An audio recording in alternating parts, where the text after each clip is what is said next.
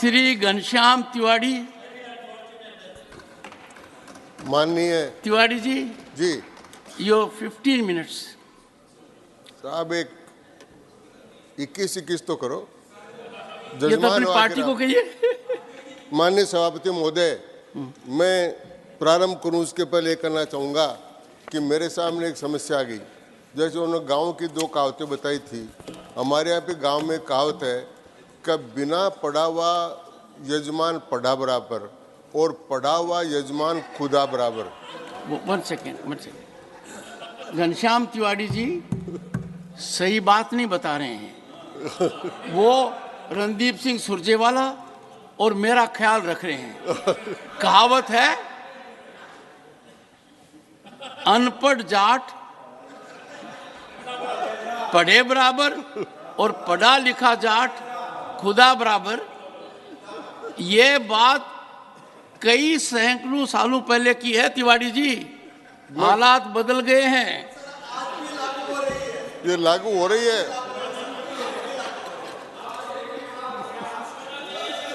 तो सभापति professor, this is known as expression of pent of feeling. ये सभापति महोदय, तिवारी जी पर इस बात का ध्यान रखिए। ये कहावत बहुत पुरानी है, पानी बहुत बह चुका है। अब आप और हमें कोई ज्यादा फर्क नहीं है।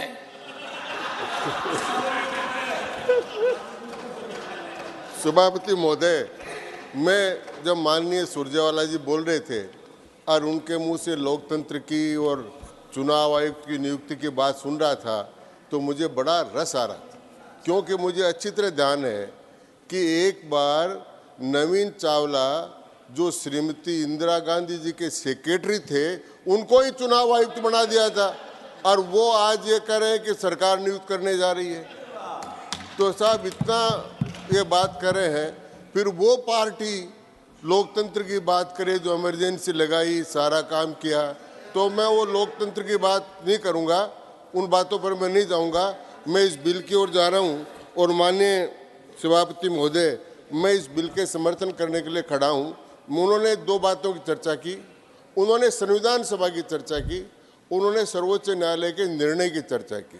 पहले तो मैं संविधान सभा के बारे में बताना चाहूँगा कि संविधान सभा ने ईसीआई की नियुक्ति व्यवस्था को संसद के विवेक पर छोड़ने पर सहमत हो गए। उन्होंने कहा था कि ये चुनाव का सारा सिस्टम वो कार्यपालिका के हाथ में तो नहीं होना चाहिए, लेकिन संसद इसके लिए कानून बनाए और ये संसद के विवेक पर है। इसलिए मैं आपकी उस बात की तायद करता हूं और आपको धन्यवाद देना चाहता हूं। आपने जो कहा कि संसद ही सर्वोपरि है, न तो कोई न्यायालय न कोई और, इसलिए सर्वोपरि संसद के रूप में ये कानून लेकर हमारे अर्जुन राम जी मेघवाल लेकर आए। उन्होंने बाबा साहब अम्बेडकर का जिक्र किया। अब वो पुराने वो हमारे पूज्य हैं और फाउंडर मेंबर हैं, और अब उनके बाद में साहब अगर कोई शेड्यूल कास्ट का आदमी कानून मंत्री बना है तो वो अर्जुन राम मेघवाल है। तो साहब अब जब आप उनकी चर्चा करते हो तो अर्जुन राम जी मेघवाल की भी चर्चा करो। तो मैं निवेदन ये करना चाहता हूँ कि वर्तमान में जो विधेयक है उसका कारण क्या है।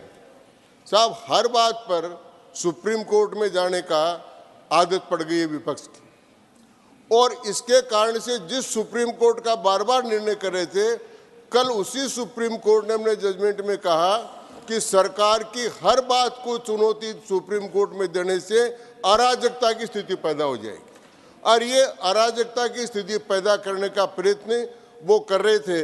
मैं आपसे निवेदन करना चाहूँगा कि जब ये कानून बनाने की आवश्यकता क्यों पड़ी, जब बरनाला अजीत के केस के अंदर सुप्रीम कोर्ट में गए, सुप्रीम कोर्ट ने 3 लोगों की समिति बना दी कि भारत का प्रधानमंत्री, प्रतिपक्ष के नेता और सुप्रीम कोर्ट के चीफ जस्टिस ये मिलकर तय करेंगे जब तक कानून नहीं बन जाता। तो उस परिप्रेक्ष्य में कानून बनाने के लिए ये कानून लेकर हमारे विधि मंत्री जी आज यहाँ पर आए हैं, इसलिए मैं विधि मंत्री जी का स्वागत करता हूँ। दूसरी बात ये कहना चाहता हूँ कि इस कानून में क्या है सभापति महोदय, इस कानून में चयन समिति की संरचना की व्यवस्था की गई कि चयन समिति कैसी होगी, उसकी संरचना की व्यवस्था की गई है। चुनाव समिति में चयन समिति में कौन लोग शामिल होंगे, इस बात की व्याख्या की गई है। अध्यक्ष के रूप में प्रधानमंत्री रहेंगे, सदस्य के रूप में लोकसभा में विपक्ष का नेता होगा, और साहब इसमें और भी इनके लिए बहुत रियायत दी गई है। आगे चलकर इसमें कहा गया है कि विपक्ष के नेता, जितनी विपक्ष का मान्यता प्राप्त दल नेता नहीं हो संख्या, तो उससे भी कम संख्या हो और सबसे बड़ी पार्टी का नेता हो, उसको भी उसमें शामिल कर लिया जाएगा। इतना कंसेशन दे दिया क्योंकि हमें पता है कि परमानेंट रूप से वो कभी भी इस बात पर नहीं आएंगे कि उनको मान्यता प्राप्त विपक्ष की भूमिका रहे। इसलिए सरकार ने सारी देयता से ये प्रावधान कर दिया कि वो संख्या न भी हो तो भी इनका प्रतिनिधि चयन में रहेगा और प्रधानमंत्री द्वारा सदस्य के रूप में नामित एक कैबिनेट मंत्री उसमें शामिल हो।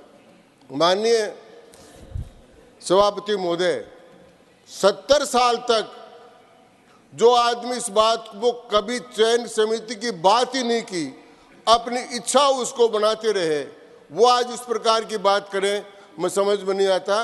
ये चुनाव आयोग क्या है, ये लोगों के ध्यान में कब आया?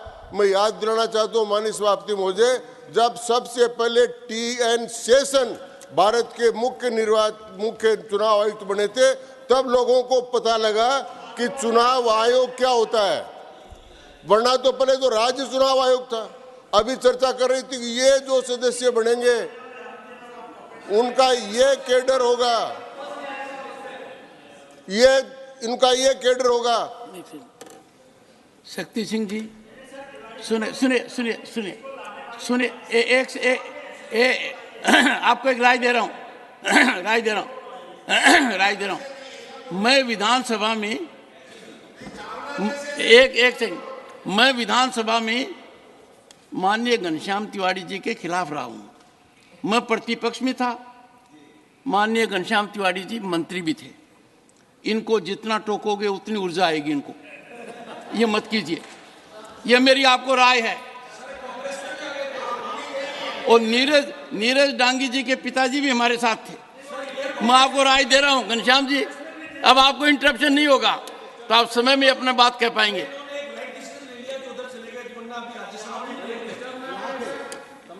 डांगी साहब तो मेरे पड़ोस में रहते हैं साहब, जयपुर में मेरे पड़ोस में ही रहते हैं डांगी साहब। और मैं निवेदन ये कर रहा था कि ये चर्चा कर रहे थे कि ये जो जिन लोगों का कैडर बनाया है, जो चुनाव आयुक्त बनेंगे या मुख्य चुनाव आयुक्त बनेंगे, इनमें से कभी कोई पंचायत का चुनाव लड़ा हुआ आदमी नहीं होगा। ये माननीय सुरजेवाला ने कहा। माननीय सुरजेवाला जी, जिला निर्वाचन अधिकारी डिस्ट्रिक्ट कलेक्टर होता है, मजिस्ट्रेट होता है, वो कब चुनाव लड़ा हुआ होता है?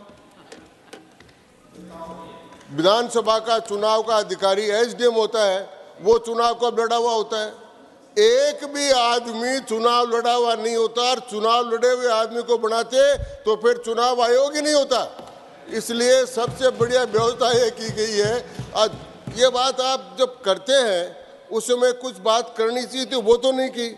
मुख्य बात जो आपको करनी थी वो ये करनी थी कि भारतीय लोकतंत्र में और इसमें समस्या क्या है। इस समय जो सबसे बड़ी समस्या है वो है प्रजातांत्रिक पारिवारिक सामंतवाद। गोस्वामी समिति की सिफारिश करी, उसकी बात करी, उस पर बोल रहे थे, लेकिन सबसे बड़ी समस्या आज भारतीय लोकतंत्र के सामने है पारिवारिक प्रजातांत्रिक सामंतवाद। और वो जो कह रहे थे कि ये ईडी का नाम नहीं लेते, इंडिया जो बोल रहे थे, ये इंडिया इसके खिलाफ खड़ा होगा। ये इंडिया पारिवारिक प्रजातांत्रिक सामंतशाही प्रवृत्तियों का प्रतिनिधित्व करता है। एक भी मैं आज बताना चाहता हूं, यहां पर 7 लोग एक परिवार के मेंबर और मंत्री हैं। वो है प्रजातंत्र लोकतंत्र के लिए खतरा। उस लोकतंत्र की बात नहीं करते। चुनाव आयोग की जो व्यवस्था की गई है सभापति महोदय, ये निष्पक्षता के लिए की गई और केवल सुप्रीम कोर्ट का निर्णय और सुप्रीम कोर्ट के निर्णय के आधार पर नहीं की गई। सुप्रीम कोर्ट का निर्णय डायरेक्शन है, लेकिन एक व्यवस्था करनी थी कि 1991 के कानून में इस प्रकार की कोई व्यवस्था नहीं थी। 324 के अंतर्गत और 191 कानून की व्यवस्था के नहीं होने के कारण से ये एक व्यवस्था की गई। और ये व्यवस्था उन व्यवस्थाओं से बेहतर है जो व्यवस्था आप लोग public service commission, union public service commission में जो नियुक्तियां होती है, वो नियुक्तियां कैसे होती है, उनसे बेहतर स्थिति की इसमें व्यवस्था की गई है। अनुसूचित जाति आयोग, उससे बेहतर समिति की व्यवस्था की गई है। राष्ट्रीय पिछड़ा वर्ग आयोग, उससे बढ़िया व्यवस्था की गई है। राष्ट्रीय अनुसूचित जनजाति आयोग, उससे बढ़िया व्यवस्था की गई है। और अन्य निकायों में जो नियुक्तियां होती है, उससे भी बढ़िया और व्यापक व्यवस्था की गई है कि उनमें तो प्रतिपक्ष का नेता होता ही नहीं है। तो वो सारे जब संवैधानिक रूप से ठीक ढंग से काम कर रहे हैं, तो फिर ये नियुक्तियां और ये आयोग ठीक ढंग से काम क्यों नहीं करेगा। माननीय उपसभापति महोदय, मैं निवेदन करना चाहता हूं कि भारत की दो चीजों का अध्ययन करने के लिए दुनिया भर से लोग आते हैं। पहला है भारत का चुनाव। भारत के जैसा चुनाव विश्व के किसी देश में नहीं है, विश्व के किसी देश में नहीं है। आज आचार संहिता लगने से पहले जो चीफ सेक्रेटरी और सेक्रेटरी मुख्यमंत्री और मंत्रियों के साथ थे, जिस दिन आचार संहिता लगती है वे चुनाव आयोग के अधीन हो जाते हैं और चुनाव आयोग का अधीन होकर निष्पक्ष रूप से काम करते हैं। उसी हम का भी चुनाव करते हैं, हमको शपथ भी दिलाते हैं। माननीय तिवारी जी प्लीज इधर बोलो। मैं आपसे ही कर रहा हूँ साहब। जी जी, आपस में बात ना करें। आपस में नहीं करे साहब जी।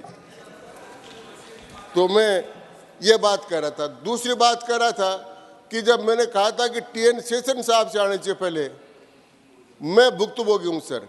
मैं 1972 से इन चुनावों से जुड़ा हुआ हूँ, स्वतंत्र से चुनाव लड़ रहा हूँ, लड़ा रहा हूँ और अब तक यहाँ पर पहुँचा हूँ। मैंने देखा है कि जब चुनाव होते थे तो सरकार की चलती थी, तब चुनाव के पहले दिन तक ट्रांसफर के लेटर कांग्रेस के नेता लेकर आते थे। वोट दो, ये ट्रांसफर का लेटर लो, वोट दो, ये ट्रांसफर का लेटर लो, तब तक काम करते थे। ये तो आचार संहिता क्या होती है तब पता लगा।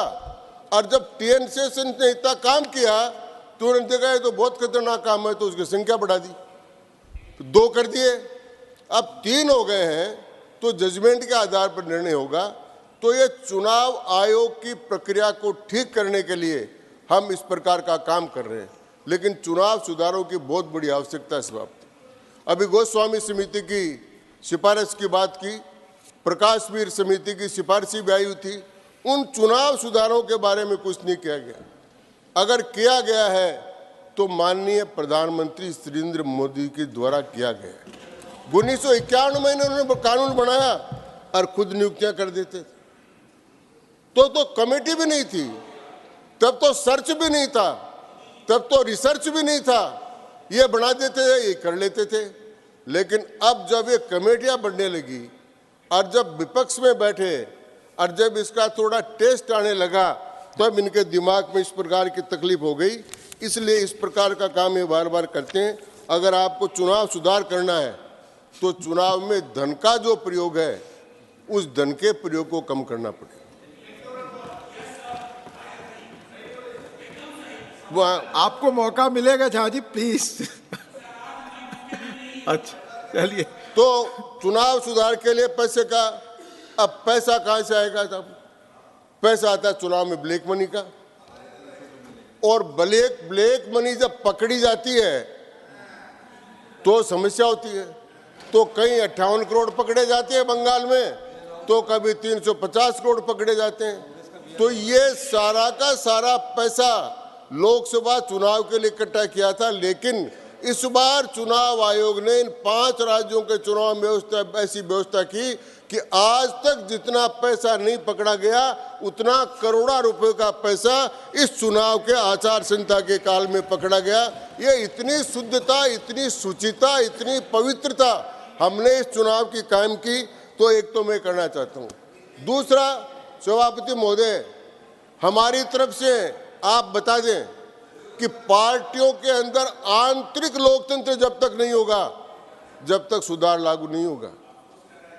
हमारे यहाँ तो आंतरिक लोकतंत्र है।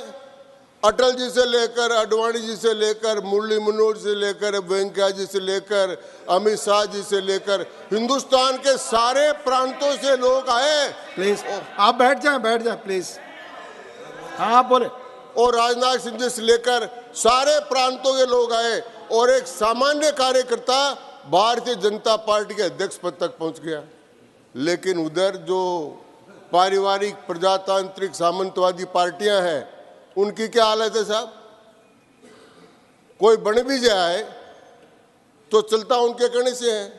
तो मैं समझता हूं कि जब तक ये टिकट वितरण की व्यवस्था परिवारवादी को के हाथ में रहेगी, तब तक ये व्यवस्था ठीक नहीं हो सकती।